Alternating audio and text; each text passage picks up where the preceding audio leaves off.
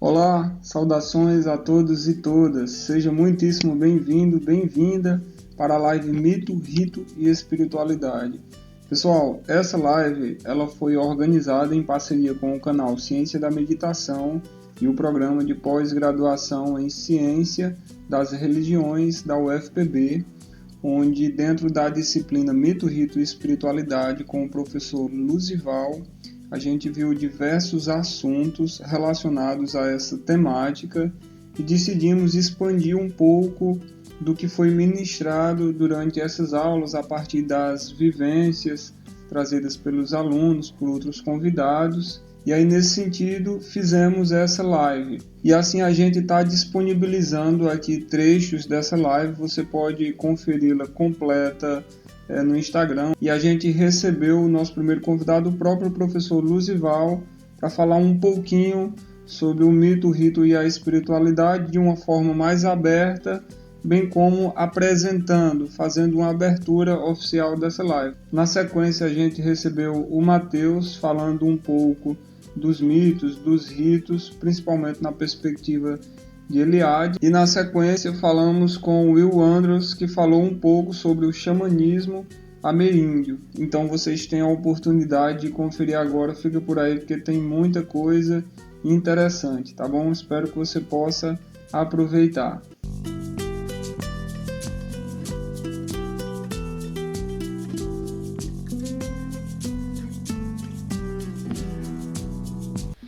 Boa noite, professor Luzival.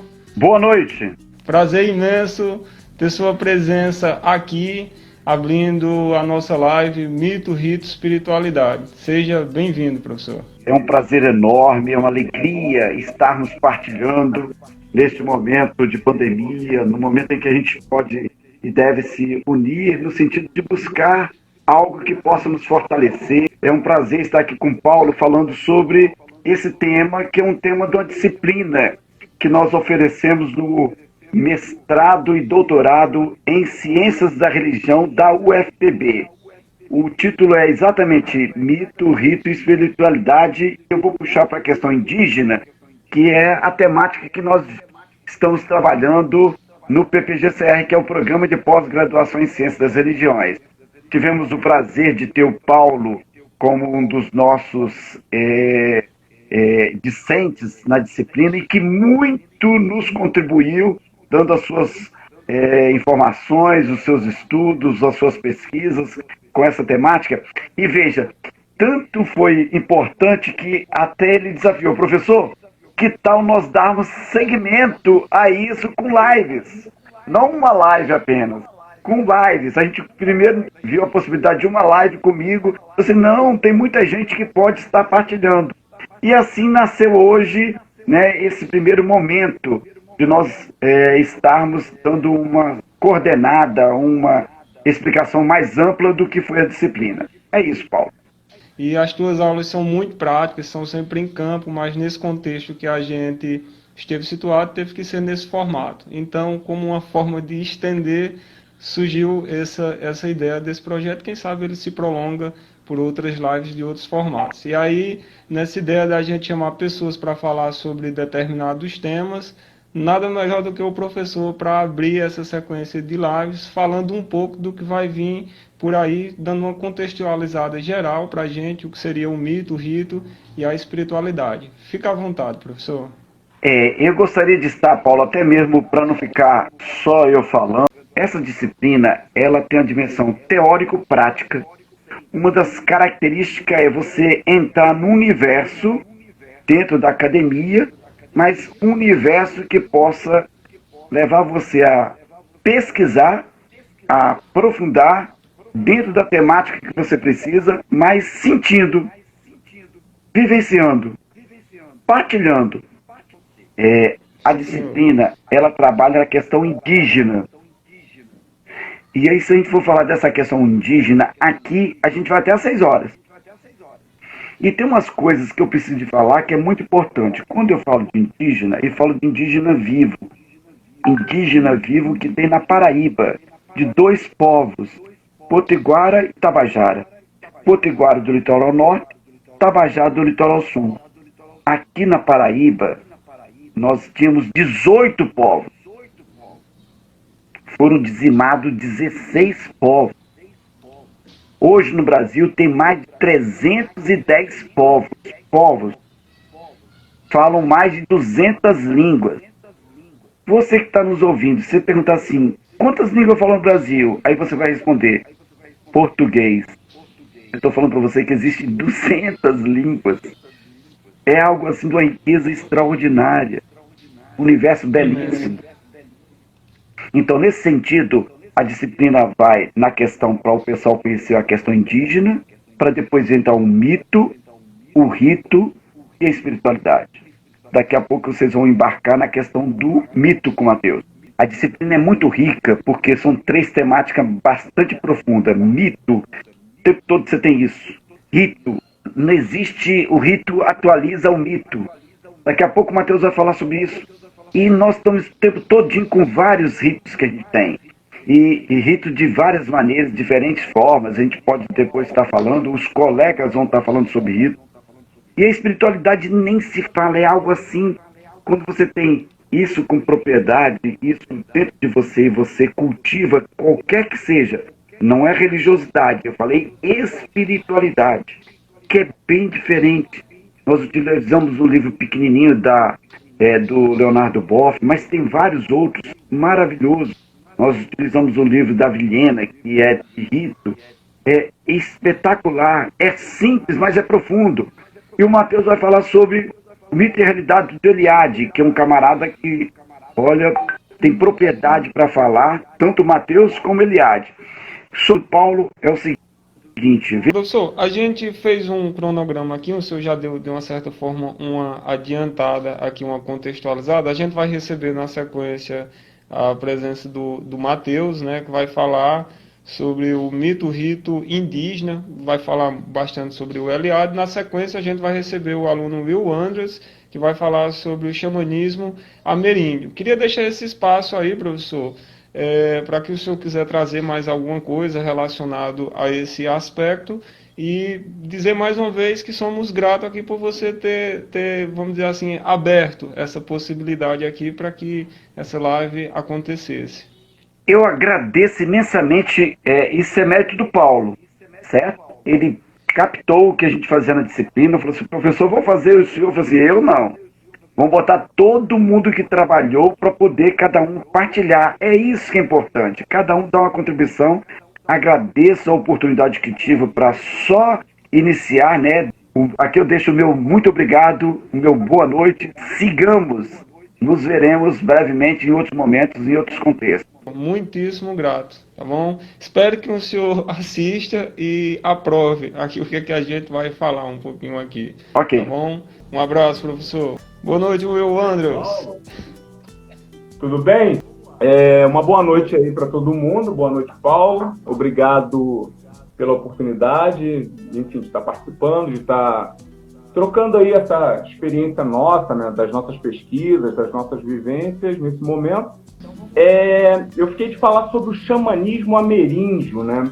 E há uma questão, o professor Luzival já pontuou, também o Mateus, eles estudam os indígenas aqui da Paraíba, e quando eu falo xamanismo ameríndio, eu estou me referindo aos indígenas das Américas, ou seja, desde a Terra do Fogo, a gente passa aqui pela América Latina, Brasil, até chegar ao Alasca, ou seja, os indígenas americanos, né, norte-americanos, as ilhas aqui do Caribe, enfim. Porque qual é o fio condutor? A gente precisa pensar um tanto de coisas para tentar entender um pouco. Aqui, lembrando que vai ser uma introdução. Entender o fio condutor do pensamento indígena, que diferente do nosso, dos ocidentais, que a gente aprende, o fio condutor entre os viventes é o DNA, certo? É a parte física, a parte biológica. O fio condutor da existência indígena é o espírito. Então, o xamanismo, ele enxerga essas similitudes, esse fio condutor nos existentes através do espírito. E nisso a gente vai perceber algumas semelhanças de vivências, de ritos, de rituais, de atitudes, de existência dos povos indígenas em todas essas localizações das Américas. Por isso, o pensamento ameríndio, por isso o xamanismo ameríndio. Então, vamos aqui tentar entender... Will, de repente, tem até pessoas aqui na sala que já até ouviu falar sobre xamanismo, mas não entende muito bem. Se tu de repente sentir de dar uma contextualizada básica, o que é o xamanismo de maneira geral e especificar no ameríndio. Então vamos lá, na verdade eu não me preparei, eu tenho me preparado na própria vida mesmo, né, pela nossa origem. Você já está preparado por natureza, exatamente. Então, e logicamente, como eu faço parte do mesmo grupo de pesquisa que você, né, lá no nosso mestrado, e a gente pesquisa, e a minha pesquisa é sobre pensamento indígena. E, logicamente, a gente vem aqui com arcabouço teórico, assim, de Michel A, de Lévi-Strauss, Viveiros de Castro, e outros, Stanislas Lima, Carneiro, enfim, vários antropólogos que têm vivências de 10, 20, 30, 50, 60 anos e de pesquisas etnográficas com os povos indígenas, né, das Américas, inclusive. E quando eu falo aqui, eu particularmente pesquiso um pouco mais sobre o pensamento de Viveiro de Castro, então são povos do Alto Xingu, né, povos da Amazônia, do Alto Xingu. Então a gente está falando, quando eu estou falando, na minha fala, nesse momento, na minha pesquisa, não compreende, por exemplo, os indígenas aqui, Tabajara, Potiguara. Normalmente são povos que receberam a colonização um pouco mais tarde aqui, porque a gente sabe que da borda foram colonizados mais primeiro, né? Então vamos lá, o xamanismo a gente pode dividir em dois momentos. O xamanismo indígena, o xamanismo ele é uma arte diplomática de trafegar entre mundos espirituais.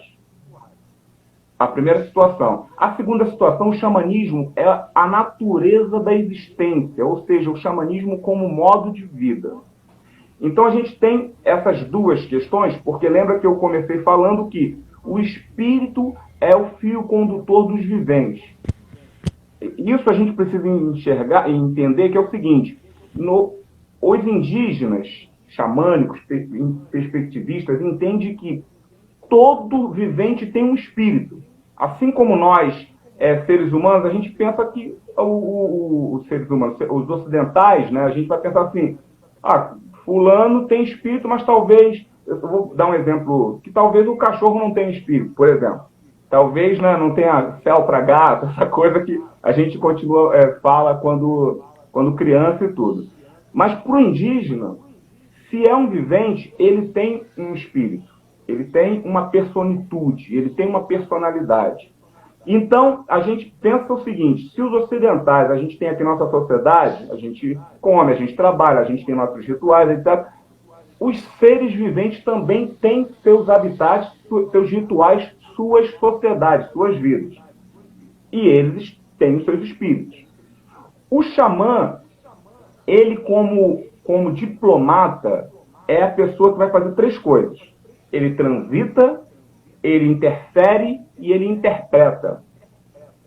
Ele vai nos mundos espirituais, onde os espíritos das coisas habitam.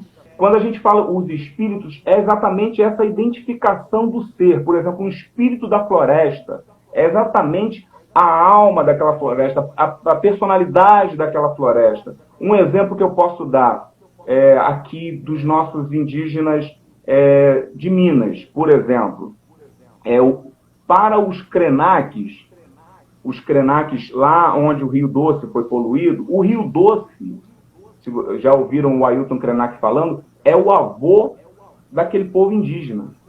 É uma personalidade, é uma pessoa, entende? Eles têm uma relação pessoal com aquele rio. Aquele rio fala com eles à noite, em sonhos.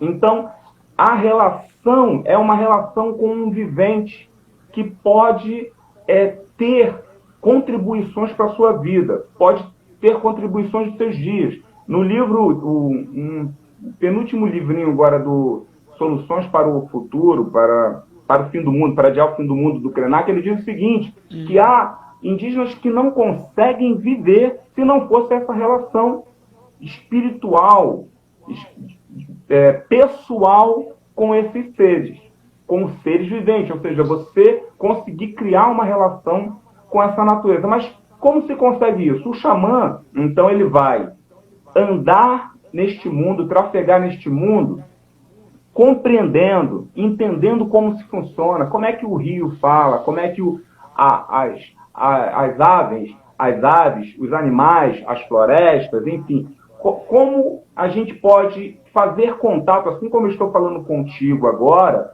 como é que esse pessoal reage, como é que essas pessoas vivem, esses outros seres, esses outros entes, esses outros espíritos. E é uma interação profunda, né, com a natureza. É uma interação profunda, é relacional isso, perfeito? Então ele interpreta, ele consegue trazer isso para a vida prática, para o dia a dia. Essa interpretação é aí que vai gerar, eu vou dizer isso bem rápido, talvez o Matheus consiga fazer isso, consiga dar uma melhorada, aí que a gente vai ter o rito com as danças, etc. Por quê? Porque é um registro das criações, da existência das coisas, tudo isso teve um início espiritual. O espírito vem antes de tudo. O espírito do milho, o espírito da macaxeira, o espírito do rio. Então, isso se conhece pelo mito, né? Existe a história da criação de tudo aquilo. Quando o xamã passa isso para a comunidade, ele está dizendo a voz espiritual dessas coisas, de todas essas existências. E isso, bom, o xamã a gente está falando de origem e trazer significado para a convivência. E isso vira a cultura. O espírito se torna a cultura de um povo. Então, a gente não está falando de uma religião indígena. A gente está falando de um modo de viver em que o espírito já é constitutivo. E já esteja totalmente inserido de uma forma que eles não precisam rotular como religião. Isso já é religião também, mas eles nem sabem que talvez sejam religião. Então, na verdade, os registros assim, de 1500, até de Anchieta e de outros portugueses e espanhóis, datam que os indígenas não conheciam o que era espiritualidade, o que significava isso. Por quê? Porque essa relação com o espírito das coisas, a alma das coisas, essa relação de você como pessoa, né? Você se relaciona com o respeito à natureza, que a gente chama de natureza, né? Com o ambiente, com as coisas que te cercam e aquilo que te constitui. Aquilo para eles era natural. Não, comer é sagrado, tomar banho no rio, dormir, tudo é constitutivo. Eu me relaciono com essas coisas porque faz parte da minha vida. Então, isso não tinha uma conotação espiritual. Pô, mas, Will, e os rituais? Aí os rituais, Mateus talvez diga, os rituais é a rememorização da construção de todas essas existências, de como as coisas se deram. É para lembrar a todo o povo de que essas coisas são importantes, elas existem e elas tiveram uma origem, por isso elas podem ser manifestadas no dia a dia. Por que o xamanismo é importante? Porque o xamanismo significa conhecer o espírito de todas as coisas para ter essa relação com os existentes. Isso é importante na cultura indígena. Por quê? Porque, diferente da gente, e por isso há questões nossas aqui quando eu digo da gente aqui na cidade, os ocidentais, não é uma relação de subsumição, não é uma relação de inferioridade, né? O rio não é inferior, o animal não é inferior, conhece o espírito para que você possa se relacionar com respeito. Com respeito com a comida, com respeito com a caça, com respeito com o rio. Por isso é importante que a natureza, o que a gente chama de natureza, o ambiente, a floresta esteja viva, para que essa relação seja orgânica, múltipla, transformadora. E o xamanismo é conhecer a intenção dessas coisas, porque no xamanismo se considera de que esses viventes têm um ponto de vista, têm uma perspectiva, têm uma intenção. E o xamanismo existe para que você consiga respeitar essa intenção e se relacionar com ela. Perfeito? Estamos conseguindo aí chegar a uma questão?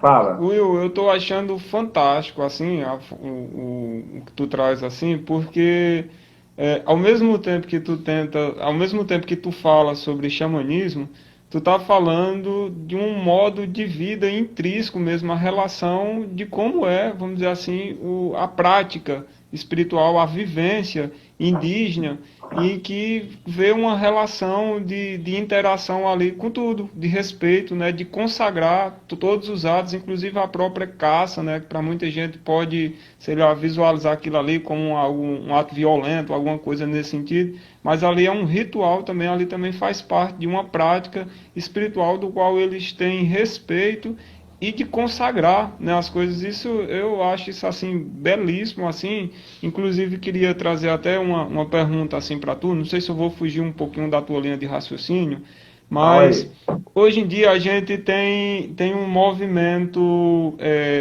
xamânico, vamos dizer assim, que ganhou um pouco as cidades, né, que são as cerimônias xamânicas, onde tem alguns tipos de rituais, se consagra algumas medicinas, né, como ayahuasca, rapé e outras medicinas indígenas, né, nesse sentido.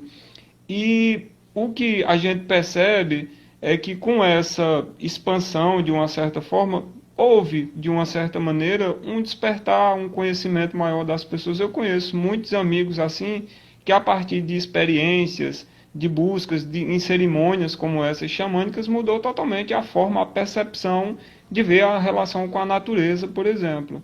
Eu entendi. A gente é de ciência da religião, né? Enfim, eu cursei a ciência da religião lá em Minas, né? Um abraço aí de novo, Unimonte, né? Licenciatura, depois passei lá. E então a gente aprende a ser cientista da religião e nisso respeitar os processos religiosos. Por exemplo, quando eu falo assim, eu estudo xamanismo, as pessoas já ligam ao neo-xamanismo, né? Que já é uma transformação cultural E há neo-xamanismo que você vai perceber, Paulo, você que tem uma vivência também nisso, que, por exemplo, há um imbricamento, às vezes, de 3 religiões. A matriz cristã, a matriz africana e a matriz indígena. Não é? Há muitos imbricamentos assim. São transformações, cultura. Cultura é movimento, cultura é transformação e religião também. Isso não quer dizer que a gente precisa buscar um essencialismo, uma pureza, né? Porque lá, isso e aquilo. Cada religião tem o seu papel e cada processo tem o seu papel, né? No meu caso, eu estudo o xamanismo como pensamento filosófico, como movimento epistemológico mesmo, como modo de vida, para que a gente consiga pensar junto com os indígenas num modo de perceber o mundo. Meu exercício epistemológico é esse, né, junto com a antropologia e com as ciências que nos dá apoio à ciência da religião. Agora, o que acontece? Tem uma diferença muito grande, assim, no caso. O neo-xamanismo já tem esse processo religioso e a gente precisa pensar, e há muitos estudos, eu escrevi um artigo agora recente, um sobre o que é xamanismo, que é muita coisa que a gente nunca vai conseguir falar aqui, teria que ser um tempo muito... E um outro sobre espiritualidade indígena, né? A gente precisa pensar que o Ocidente, alguém pode procurar o Calvani, enfim, outros pensadores, o Ocidente concebe espiritualidade, antes de tudo, como um a priori religioso. Toda vez que se fala em espiritualidade, tem sempre um a priori religioso. Por mais que a pessoa não frequente a uma igreja, um culto e tal, um ritual, sempre há um fundamento teológico no conceito de espiritualidade, porque está sempre ligando a um ritual, está sempre ligando a um benefício, sempre ligando a uma série de questões nesse sentido. Espírito para o indígena já é uma outra questão. E olha que a gente vai falar o seguinte, que vários povos indígenas, pensa bem, há agora atualmente 305, né? Povos vivos, com idiomas, etc. As palavras dele para determinar o que a gente chama de espírito são outras coisas. Então, a gente está falando de coisas muito bem diferentes. Então, toda vez que normalmente o Ocidente captura de alguma forma, ele vai fazer uma transformação para esse lado religioso, que é o processo natural da sociedade e tudo, e que vai... aí a questão toda do efeito disso vai depender de corpo para corpo. Uma coisa que a gente precisa aprender, por exemplo, com a relação dos povos indígenas, como a gente sabe, o xamanismo é um processo de relação, e a gente aprende com um espírito ocidental a igualar as coisas e botar, por exemplo, uma religião, todo mundo tem que ser assim, tem que acontecer isso com todo mundo. E a vivência indígena diz que não. As pessoas têm suas singularidades, têm seus processos, e isso só se aprende como? Com um processo rizomático, né? O processo rizomático é aquele processo que você vai encontrando e vai vendo o que acontece, e vai vendo o que acontece. Isso é difícil para uma sociedade industrial, né? Para uma sociedade que quer transformar, que todo mundo tem que ser igual, todo mundo tem que chegar num nível X, Y, Z. E na vivência indígena, por que conhecer e transitar? Por conta da multiplicidade da natureza dos corpos. Então, tem uma diferença gigante, mas a gente precisa, de fato, estudar, compreender, pesquisar. Tudo que eu estou falando aqui, logicamente, está registrado cientificamente e tudo, mas precisa ser um exercício, e a gente, como cientista da religião, você sabe, a gente tem um distanciamento para poder entender como essas formas se manifestam na sociedade. Então, quero agradecer demais. Obrigado mesmo pelo convite. Um abraço, tchau. Show de bola, valeu, meu irmão. Salve, salve, Matheus. Deu certo. Boa noite, meu irmão. Uhul. Boa noite. Seja muitíssimo bem-vindo. Um prazer imenso, Matheus, ter sua presença aqui para compartilhar um pouquinho aqui com a gente sobre a sua trajetória, sobre a sua missão, sobre sua jornada de vida aí com esse tema. Pois bem, boa noite a todos e a todas. Eu estou aqui com um objeto sagrado, o maracá, né? Esse maracá aqui foi produzido na aldeia Jaraguá, em Rio Tinto, né? E eu tenho aqui como um presente, né, de um dos rituais que nós participamos lá na aldeia Montemor, Jaraguá, em Rio Tinto, certo? Então, fui convidado aqui para a gente conversar um pouco sobre a questão do mito e realidade, que é uma parte da disciplina, né, dada pelo professor Luzival, e eu sou sempre convidado a estar participando, e nós comungamos ali sobre uma obra muito importante para a ciência das religiões, que é Mito e Realidade de Eliade, né? Por que estudar Eliade, né, em ciência das religiões? E a gente sempre diz que Eliade é indispensável, porque ele é um divisor de águas, né, nos estudos das ciências das religiões, porque ele vai trabalhar com uma abordagem mais antropológica, né, das religiões, trazendo realmente a vivência desses povos que ele chama povos originários ou povos arcaicos, né? E é muito bom estudar Eliade porque ele traz essa dimensão ampliada de mito, né? Inclusive o próprio livro, quando a gente olha para o título, a gente parece que vê uma ambivalência, uma dicotomia, né?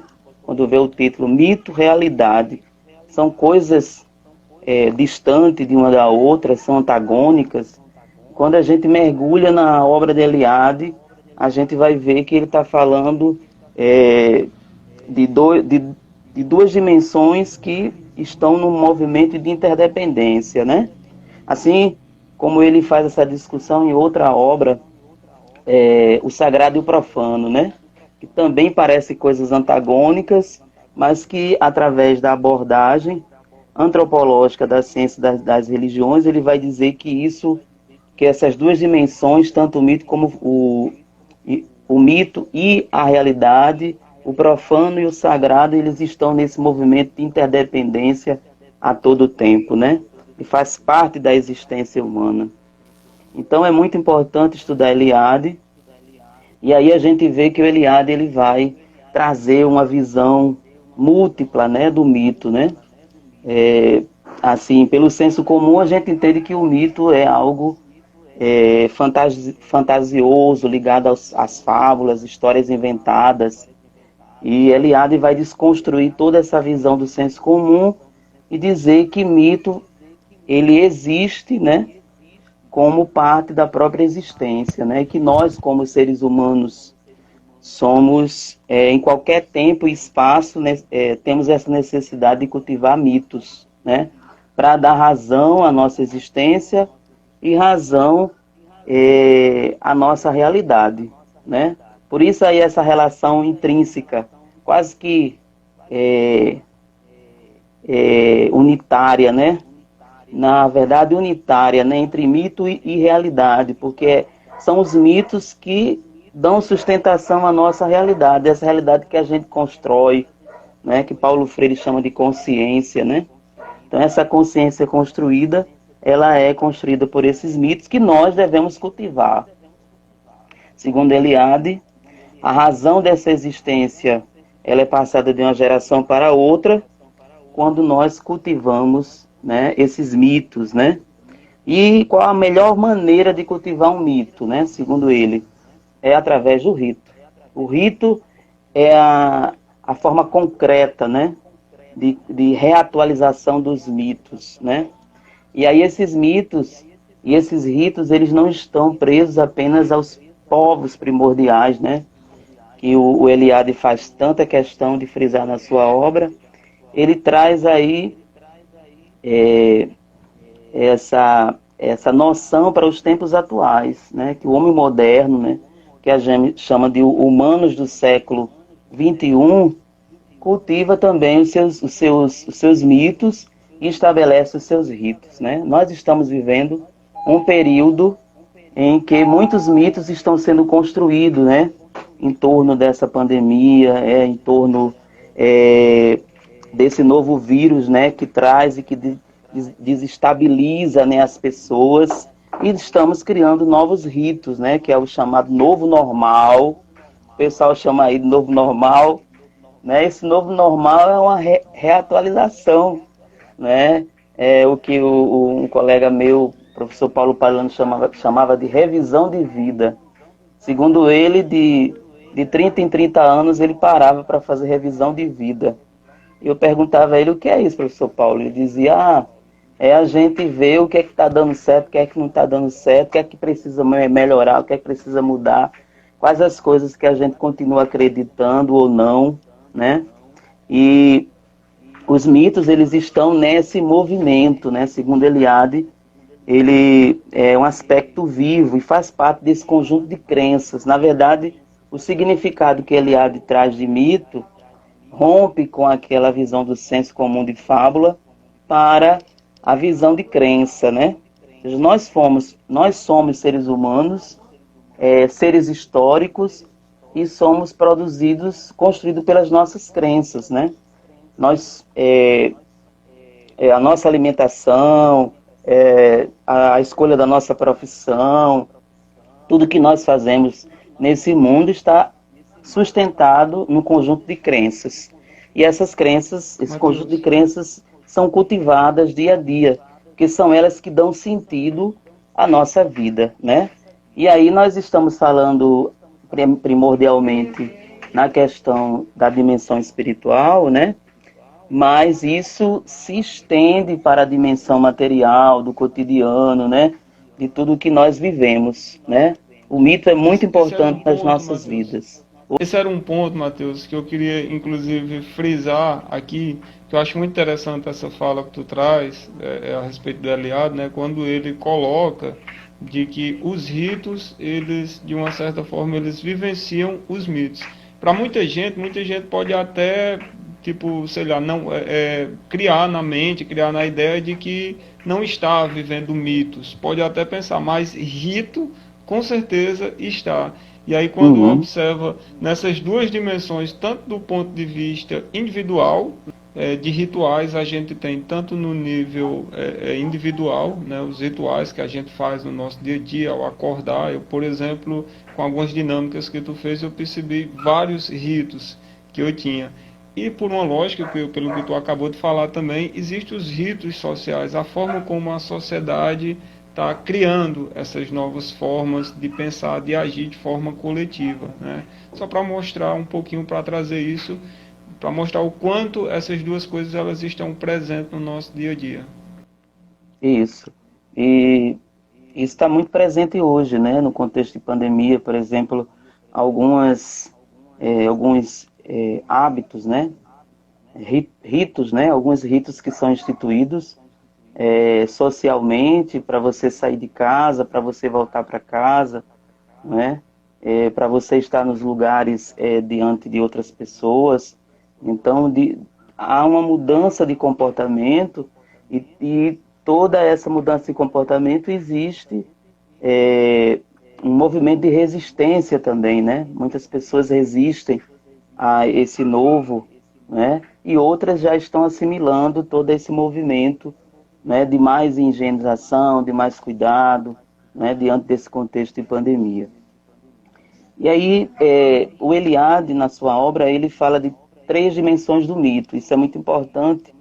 Inclusive, a última dimensão, ela é nova, né, nessa discussão sobre os mitos dentro das ciências das religiões, né.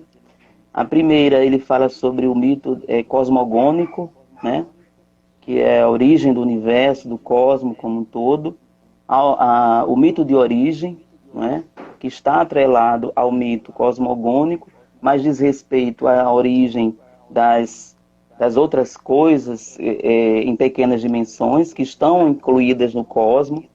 E aí é muito importante essa discussão de Eliade, porque ele já traz a dimensão do local com o global, essa relação, né, de que as pequenas coisas, seja uma formiga que foi criada, ela está relacionada com o universo, com o cosmos, né? Então está relacionada com a criação de todo o universo, né? E tem muito a ver com a fala do Will passada, né, inclusive. Isso mesmo. Essa sintonia, né, com a natureza, né? Que aí ele vai entender como um cosmos, né, interligado, e que é muito presente na visão dos indígenas. Os povos indígenas, eles são, por excelência, povos que preservam a natureza por uma consciência intrínseca de existência, não é? Ou seja, não é porque alguém está dizendo, não queime as matas, não polua os rios, não faça isso, não faça aquilo. É algo que é da natureza deles, eles se fazem incluídos, né? Então, eu sou o rio, eu sou a floresta, eu sou, né? E se eu sou, se alguém está fazendo mal à natureza, está fazendo a mim, né? Então, é uma simbiose muito perfeita, né? E por isso que eles realmente dão a própria vida em função da proteção da Mãe Terra, das plantas, dos mananciais, né? Porque realmente toda essa natureza é sagrada, né? Isso faz parte dessa discussão sobre os mitos nessas dimensões, né? A última dimensão que seria escatológica, né? ele vai dizer que o mito também avança para o futuro, né? Ou seja, ele faz previsões para o futuro, né? E aí ele chama a escatologia como um mito que aponta para o futuro dentro daquele movimento de processo, né? E de renovação, né? Que é uma das palavras geradoras do livro, é a questão da restauração, da renovação, da ressurreição, que segundo ele, todo esse movimento se dá dentro de um tempo cíclico. Na tua visão, assim, na tua forma de ver, que eu vejo que tu se aprofunda e estuda mesmo, né, o Eliade, tu consegue ver uma praticidade disso no dia a dia, tu percebe ver que não é apenas um conhecimento acadêmico ali, que as pessoas estão escrevendo e vai reproduzindo e criando outro senso comum dentro da academia, mas que são pesquisas que ele fez, acredito, de imersão, de mergulhos mesmo, né, no sentido para resgatar, para trazer, para exemplificar de onde é que vem essas instruções que ele, vamos dizer assim, recebeu, né, que ele escreveu. Uhum. O estudo de Eliade é um estudo antropológico que ele vai realmente fazer uma viagem, né? Nos 5 continentes. Ele viaja os 5 continentes, dialogando com povos arcaicos, né? Principalmente ele dá bastante ênfase aos grupos primitivos, arcaicos, da África e da Austrália, né? Que historicamente você tem ali, e do Oriente Médio, como o berço, né, do início de toda a civilização, e ele traz elementos comuns, né, desses povos, né? Um dos elementos é essa questão da ressurreição, né? Dessa relação com a morte, com o fim da vida, com o recomeço, né? E ele traz traços comuns desses diversos grupos para a construção dessa reflexão. Que, na verdade, o que Eliade faz em todo o seu trabalho, né, é esse diálogo, né, sobre essa forma de construção de uma existência, né, que os povos arcaicos construíram e que é base, né, que é fundamento para as civilizações contemporâneas e atuais, né? Então, são elementos que estão presentes em nós, né, e que nós cultivamos. Claro que intermediado com outros elementos. Hoje nós temos as tecnologias, nós temos a escola, né, nós temos o trabalho de uma outra forma, né, as relações sociais se dão em outro nível, mas o que é essencial no ser humano, nós carregamos, né, como uma matriz, né, segundo ele, como uma matriz, que é a busca pelo transcendente, a busca pela razão da vida, né, a busca em saber o que há depois da morte, né, o que será feito do nosso espírito, da nossa alma. Então, há uma preocupação muito grande sobre isso, em todos os tempos e espaços, né? Tudo, e algo que parece que é muito pertinente a tudo isso assim que a gente estava falando, nessa tua fala, na fala do Will, do próprio Luzival também, no sentido de mostrar que todas essas relações com a natureza, com os rituais, são algo realmente que é intrínseco à nossa natureza, que faz presente que por mais que a gente crie outros termos, outros nomes, invente outras novas formas de tecnologia, acaba se criando, acaba se reconfigurando, reconstruindo esses mitos, né, e ritos, consequentemente. E aí, nesse sentido, uma fala que tu trouxe a respeito tipo, da visão indígena, que eles não precisam, eles não fazem campanhas para poder preservar a natureza, eles já o fazem isso, eles já estão vivendo isso, porque aí eu lembrei de uma expressão que eu escutei uma vez de um senhor, assim, que ele disse: eu me envergonho, ele falou até assim nessas palavras, eu vou repetir porque eu acho que caiu uma ficha em mim nesse momento.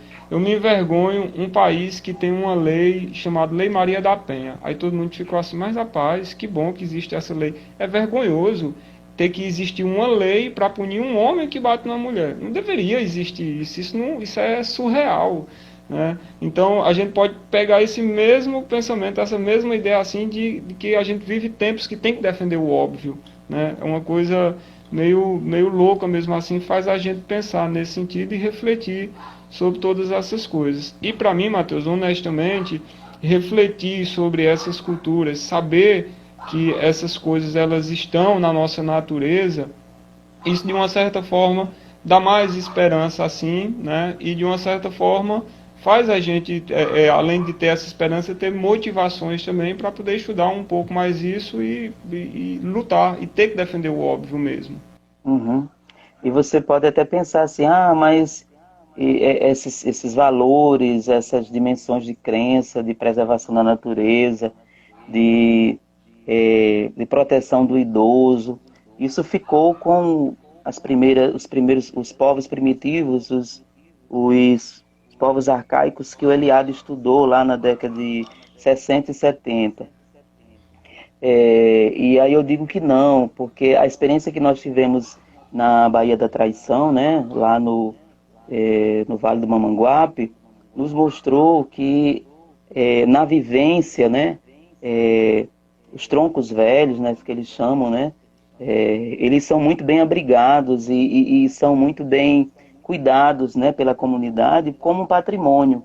É tanto que diante dessa pandemia, né, quando eu ouvi um relato, né, de uma indígena, até uma parente lá do Amazonas, que ela dizia que ocorreu a morte de um tronco velho e foi uma perda imensurável, porque com ele foi levado toda a memória, né, todos os referenciais dos ritos, né, da sabedoria da mata, dos mananciais.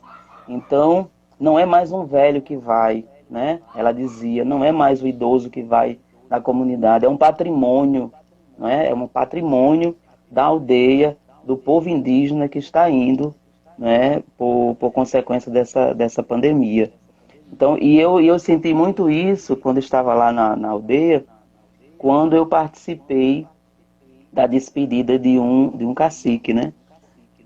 Nós fomos na verdade foi o professor Luzival que foi chamado para assistir essa despedida, mas ele tinha outro compromisso, me chamou e nós fomos, né? Chegamos lá, a escola toda estava preparada, dentro da perspectiva da etnoeducação, né? A escola lá da aldeia mãe, da aldeia São Francisco, estava preparada para sair em cortejo, né? Até a casa desse ancião, né? Um ex-cacique que estava sentindo que iria partir, né? Que iria morrer. E ele precisava contar às novas gerações como se tinha dado a demarcação daquele território durante os anos 80. Então foi muito lindo aquele movimento, porque eu fiquei pensando qual é a escola que para, né, as suas atividades, não é? E concebe uma visita a um idoso como algo curricular, né? Porque na verdade aquilo ali não era uma atividade extracurricular. Dentro da perspectiva de etnoeducação, né, da pedagogia da existência e das tradições, eles estavam exercendo o que a gente chama de etnoeducação, né? E aí a escola estava toda se arrumando quando eu cheguei, né, com as saias de jangada, com todos os adornos, e saíram com os músicos na frente e as crianças atrás, caminhando até a casa daquele idoso, né, daquele cacique. Chegando lá, as crianças se sentaram no chão, ele botou um tamborete na frente da casa, uma casa de taipa, coberta de palha, e ele começou a contar, né, como o último desejo dele, né, o último desejo dele de estar contando as suas memórias como tinha ocorrido a demarcação ali daquelas terras potiguara, né, e depois daquela socialização ocorreu um toré em comemoração. Então, assim, algo muito singular, não é? E que mostra, né, o quanto a comunidade indígena abraça os seus idosos de uma forma muito natural. Não é nada forçado ou dizendo assim, vocês têm que fazer assim. É algo da existência, né? Está ali no ethos, né? Que chama no ethos, né? Na essência do povo indígena, né? Então, esses valores, né, eles são cultivados, né, e eles são construídos, né, por essas crenças, né, por esses rituais, não é? E é passado de geração a geração. né? Por isso que há realmente um cuidado muito grande, né, de que essa pandemia não chegue às aldeias e dizime, né, esse patrimônio humano, né, que as aldeias têm hoje, né, que são os troncos velhos, e que é preciso realmente proteger, porque com eles está a memória, né, a memória e a riqueza dos povos indígenas. Pois bem, assim como eu abri com toca, né, Salve. no ritual toré, eles abrem com o toque do maracá e fecham com o maracá. Pronto, então, sintonizado na vibração da força do maracá, a gente se despede agradecendo aqui a todos que estiveram aqui, dando um forte abraço